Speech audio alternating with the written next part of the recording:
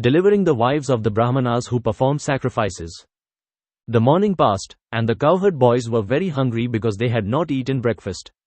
They immediately approached Krishna and Balarama and said, "Dear Krishna and Balarama, you are both all-powerful. You can kill many, many demons, but today we are much afflicted with hunger, and this is disturbing us. Please arrange for something that will mitigate our hunger." Requested in this way by their friends, Lord Krishna and Balarama arranged to show compassion to certain wives of Brāhmanas who were performing sacrifices. These wives were great devotees of the Lord, and Krishna took this opportunity to bless them. He said, "My dear friends, please go to the house of the Brāhmanas nearby. They are now engaged in performing the Vedic sacrifice known as Angirasa, for they desire elevation to the heavenly planets. All of you please go to them." Then Lord Krishna warned his friends, "These Brahmanas are not Vainavas. They cannot even chant our names, Krishna and Balarama. They are very busy in chanting the Vedic hymns, although the purpose of Vedic knowledge is to find me. But because they are not attracted by the names of Krishna and Balarama, you had better not ask them for anything in my name. Better ask for some charity in the name of Balarama." Charity is generally given to high-class Brahmanas, but Krishna and Balarama did not appear in a Brahmana family. Balarama was known as the son of Vasudeva, a Kshatriya, and Krishna was known in Vyarandavana as the son of Nanda Maharaja, who was a Vaishya. Neither belonged to the Brahmana community. Therefore, Krishna considered that the Brahmanas engaged in performing sacrifices might not be induced to give charity to a Kshatriya and Vaishya. But at least if you utter the name of Balarama, they may prefer to give in charity to a Kshatriya rather than to me, because I am only a Vaishya. Being thus ordered by the Supreme Personality of Godhead, all the boys went to the Brahmanas and began to ask for some charity. They approached them with folded hands and fell down on the ground to offer respect. "O earthly gods, kindly hear us, who are ordered by Lord Krishna and Balarama. We hope you know them both very well, and we wish you all good fortune. Krishna and Balarama are tending cows nearby, and we have accompanied them. We have come to ask for some food from you. You are all Brahmanas and knowers of religious principles, and if you think that you should give us charity, then give us some food, and we shall all eat along with Krishna and Balarama. You are the most respectable Brahmanas within the human society, and you are expected to know all the principles of religious procedure." Although the boys were village boys and were not expected to be learned in all the Vedic principles of religious ritual, they hinted that because of their association with Krishna and Balarama, they knew all those principles. By addressing the Brahmanas as knowers of all religious principles, the boys expressed the point of view that when the Supreme Personality of Godhead, Krishna and Balarama, were asking for food, the Brahmanas should immediately deliver some without hesitation because, as stated in the Bhagavad Gita, one should perform yajna, sacrifices, only for the satisfaction of Vishnu. The boys continued, "Lord Vishnu as Krishna and Balarama is standing waiting, and you should immediately deliver whatever food you have in your stock." They also explained to the Brahmanas when food is to be accepted and when it is not to be accepted. Generally, the Vainavas, or pure devotees of the Lord, do not take part in ordinary sacrificial performances. But they know very well the ceremonials called Diksa, Pashu Sanstha and Sautramani. One is permitted to take food after the procedure of Diksa and before the animal sacrificial ceremony and the Sautramani, or ceremony in which liquors are also offered. The boys said, "We can take your food at the present stage of your ceremony, for now it will not be prohibited. So you can deliver us the food." Although the companions of Lord Krishna and Balarama were simple cowherd boys, they were in a position to dictate even to the high-class Brahmanas engaged in the Vedic rituals of sacrifice. But the smarter Brahmanas, who were simply sacrificial-minded, could not understand the dictation of the transcendental devotees of the Lord. They could not even appreciate the begging of the Supreme Lord, Krishna and Balarama. Although they heard all the arguments on behalf of Krishna and Balarama, they did not care for them, and they refused to speak to the boys. Despite being highly elevated in the knowledge of Vedic sacrificial rites, all such non-devotee Brahmanas, although they think of themselves as very highly elevated, are ignorant, foolish persons. All their activities are childish because they do not know the purpose of the Vedas, as it is explained in the Bhagavad Gita, to understand Krishna. In spite of their advancement in Vedic knowledge and rituals, they do not understand Krishna. Therefore their knowledge of the Vedas is useless. There are various details to be observed in the performance of sacrifices. They are known as Disa, place, Kala, time, Parthak Dravya, the different detailed paraphernalia, mantra, hymns, Tantra, scriptural evidences, Agni, fire, Artivik, learned performers of sacrifices, Devata, the demigods, Yajamana, the performer of the sacrifices, Kratu, the sacrifice itself, and Dharma, the procedures. All these are for satisfying Krishna. It is confirmed in the Bhagavad Gita that he is the actual enjoyer of all sacrifices because he is directly the Supreme Personality of Godhead and the Supreme Absolute Truth, beyond the conception or speculation of the material senses. He is present just like an ordinary human boy, but for persons who identify themselves with the body, it is very difficult to understand him. The Brahmanas were very much interested in the comforts of the material body and in elevation to the higher planetary residences called Swarga Vasa. They were therefore completely unable to understand the position of Krishna. When the boys saw that the Brahmanas would not reply to them even with a simple yes or no, they became very much disappointed. They then returned to Lord Krishna and Balarama and explained everything that had happened. After hearing their statements, the Supreme Personality of Godhead smiled. He told them that they should not be sorry for being refused by the Brahmanas, because that is the way of begging. He convinced them that one who is engaged in collecting or begging should not think that he will be successful everywhere. He may be unsuccessful in some places, but that should not be cause for disappointment. Lord Krishna then asked all the boys to go again, but this time to the wives of those Brahmanas engaged in sacrifices. He also informed them that these wives were great devotees. They are always absorbed in thinking of us. Go there and ask for some food in my name and the name of Balarama, and I am sure that they will deliver you as much food as you desire. Carrying out Krishna's order, the boys immediately went to the wives of the Brahmanas. They found the wives sitting inside the Brahmanas' house. They were very beautifully decorated with ornaments. After offering them all respectful obeisances, the boys said, "Dear mothers, please accept our humble obeisances and hear our statement. May we inform you that Lord Krishna and Balarama are nearby. They have come here with the cows, and you may know also that we have come here under their instructions. All of us are very hungry, therefore, we have come to you for some food. Please give us something to eat for Krishna, Balarama and ourselves." Immediately upon hearing this, the wives of the Brahmanas became anxious for Krishna and Balarama. These reactions were spontaneous. They did not have to be convinced of the importance of Krishna and Balarama. Immediately upon hearing their names, they became very eager to see them. Being advanced by thinking of Krishna constantly, they were performing the greatest form of mystic meditation. All the wives then became very busily engaged in filling up different pots with nice food. Due to the performance of the sacrifice, the various foods were all very palatable. After collecting a feast, they prepared to go to Krishna, their most beloved object, exactly in the way rivers flow to the sea. For a long time the wives had been eager to see Krishna. However, when they were preparing to leave home to go see him, their husbands, fathers, sons and relatives asked them not to go. But the wives did not comply. When a devotee is called by the attraction of Krishna, he does not care for bodily ties. The women entered the forest of Vyarendavana on the bank of the Yamuna, which was verdant with vegetation and newly grown vines and flowers. Within that forest they saw Krishna and Balarama engaged in tending the cows along with their very affectionate boyfriends. The Brahmanas' wives saw Krishna with a blackish complexion, wearing a garment that glittered like gold. He wore a nice garland of forest flowers and a peacock feather on his head. He was also painted with the minerals found in Vyarendavana, and he looked exactly like a dancing actor on a theatrical stage. They saw him resting one hand on the shoulder of his friend, and in his other hand he was holding a lotus flower. His ears were decorated with lilies, he wore marks of tilaka, and he was smiling charmingly. With their very eyes the wives of the Brahmanas saw the Supreme Personality of Godhead, of whom they had heard so much, who was so dear to them, and in whom their minds were always absorbed. Now they saw him eye to eye and face to face, and Krishna entered within their hearts through their eyes. Within themselves they began to embrace Krishna to their heart's content, and the distress of separation was mitigated immediately. They were just like great sages who, by their advancement of knowledge, merge into the existence of the Supreme. As the Supersoul living in everyone's heart, Lord Krishna could understand their minds. They had come to him despite all the protests of their relatives, fathers, husbands and brothers, and despite all the duties of household affairs. They came just to see him, who was their life and soul.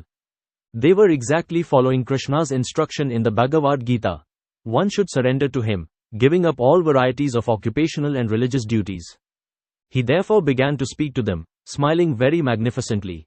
It should be noted in this connection that when Krishna entered into the wives' hearts and when they embraced him and felt the transcendental bliss of being merged with him, the Supreme Lord Krishna did not lose his identity, nor did the individual wives lose theirs. The individuality of both the Lord and the wives remained, yet they felt oneness in existence. When a lover submits to his lover without any pinch of personal consideration, that is called oneness. Krishna may act freely, doing whatever he likes, but the devotee should always be in oneness or in agreement with his desires. That oneness was exhibited by the wives of the Brahmanas in their love for Krishna. Krishna welcomed them with the following words: "My dear wives of the Brahmanas, you are all very fortunate and are welcome here. Please let me know what can I do for you. Your coming here to see me, neglecting all the restrictions and hindrances of relatives, fathers, brothers and husbands, is completely befitting. One who does this actually knows his self-interest, because rendering transcendental loving service unto me, without motive or restriction, is actually auspicious for the living entities." Lord Krishna here confirms that the conditioned soul can reach the highest perfectional stage by surrendering to him. One must give up all other responsibilities. This complete surrender unto the Supreme Personality of Godhead is the most auspicious path for the conditioned soul because the Supreme Lord is the supreme objective of love. Everyone is loving his self according to the advancement of his knowledge. Ultimately, when a person comes to understand that his self is the spirit soul and that the spirit soul is nothing but a part and parcel of the Supreme Lord, he recognizes the Supreme Lord as the ultimate goal of love and then surrenders unto him. This surrender is considered auspicious for the conditioned soul. Our life, property, home, wife, children, house, country, society and all paraphernalia which are very dear to us are expansions of the Supreme Personality of Godhead. He is the central object of love because he gives us all bliss, expanding himself in so many ways according to our different situations, namely bodily, mental or spiritual. My dear wives of the Brahmanas, Krishna said, you can now return to your homes. Engage yourselves in sacrificial activities and in the service of your husbands and household affairs so that your husbands will be pleased with you and the sacrifice which they have begun will be properly executed. After all, your husbands are householders, and without your help how can they execute their prescribed duties? The wives of the Brahmanas replied, Dear Lord, this sort of instruction does not befit you. Your eternal promise is that you will always protect your devotees, and now you must fulfill this promise. Anyone who comes and surrenders unto you never goes back to the conditioned life of material existence. We expect that you will now fulfill your promise. We have surrendered unto your lotus feet, which are covered by tulsi leaves, so we have no desire to give up the shelter of your lotus feet and return to the company of our so-called relatives, friends and society. And what shall we do if we return home? Our husbands, brothers, fathers, sons, mothers and friends will no longer accept us at home, because we have already left them all. Therefore we have no shelter to return to. Please, therefore, do not ask us to return home, but arrange for our stay under your lotus feet so that we can eternally live under your protection. The Supreme Personality of Godhead replied, My dear wives of the Brahmanas, rest assured that your husbands will not neglect you on your return, nor will your brothers, sons, or fathers refuse to accept you. Because you are my pure devotees, not only your relatives but also people in general, as well as the demigods, will be satisfied with you. Krishna is situated as the supersoul in everyone's heart. So someone who becomes a pure devotee of Lord Krishna immediately becomes pleasing to everyone. The pure devotee of Lord Krishna is never inimical to anyone, nor can any sane person be an enemy of a pure devotee. Transcendental love for me does not depend upon bodily connection, Krishna said further, but anyone whose mind is always absorbed in me will surely, very soon, come to me for my eternal association.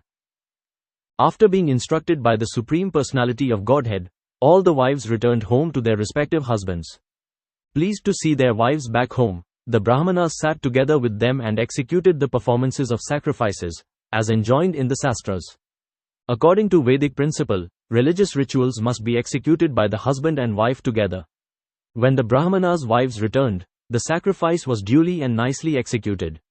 One of the Brahmanas' wives, however, who had been forcibly checked from going to see Krishna, began to remember him as she heard of his bodily features. Being completely absorbed in his thought, she gave up her material body, conditioned by the laws of nature. In this way the ever-joyful personality of Godhead exhibited his transcendental pastimes in the guise of an ordinary human being in order to attract the common people to Krishna consciousness. With his words and beauty he attracted all the cows, cowherd boys and damsels in Vrindavana. All of them together enjoyed the pastimes of the Lord. After the return of their wives from Krishna, the Brahmanas engaged in the performance of sacrifices began to regret their sinful activities in refusing food to the Supreme Personality of Godhead. They could finally understand their mistake. Engaged in the performance of Vedic rituals, they had neglected the Supreme Personality of Godhead, who had appeared just like an ordinary human being and asked for some food. They began to condemn themselves after seeing the faith and devotion of their wives. They regretted very much that, although their wives were elevated to the platform of pure devotional service, they themselves could not understand even a little bit of how to love and offer transcendental loving service to the Supreme Soul. They began to talk among themselves. To hell with our being born Brahmanas. To hell with our learning all the Vedic literatures. To hell with our performing great sacrifices and observing all the rules and regulations. To hell with our family. To hell with our expert service in performing the rituals exactly according to the description of the scriptures. To hell with it all, for we have not developed transcendental loving service to the Supreme Personality of Godhead, who is beyond the speculation of the mind, body and senses. The learned Brahmanas, expert in Vedic ritualistic performances, were properly regretful, because if one does not develop Krishna consciousness, all discharge of religious duties is simply a waste of time and energy. They continued to talk among themselves. The external energy of Krishna is so strong that it can create illusion to overcome even the greatest mystic yogi. Although we expert Brahmanas are considered to be the teachers of all other sections of human society, we also have been illusioned by the external energy. Just see how fortunate these women are. They have so devotedly dedicated their lives to the Supreme Personality of Godhead, Krishna, that they easily did what is ordinarily so difficult. They gave up their family connections, which are just like a dark well for the continuation of material miseries. Women in general, being very simple at heart, can very easily take to Krishna consciousness, and when they develop love of Krishna they can easily get liberation from the clutches of Maya, which are very difficult for even so-called intelligent and learned men to surpass.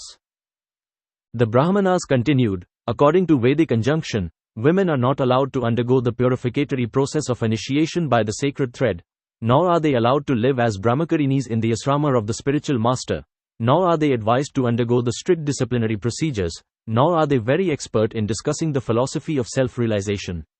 And by nature they are not very pure, nor are they very much attached to auspicious activities.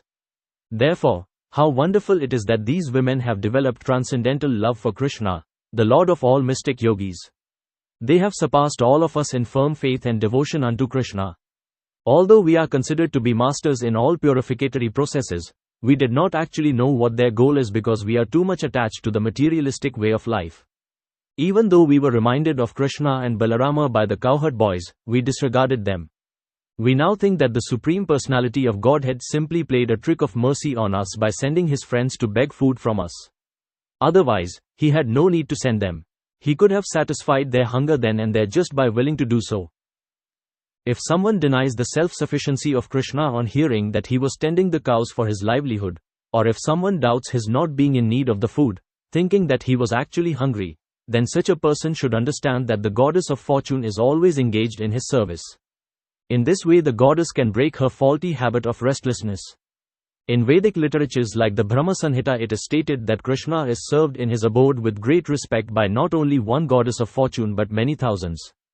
Therefore it is simply illusion for one to think that Krishna begged food from the Brahmanas.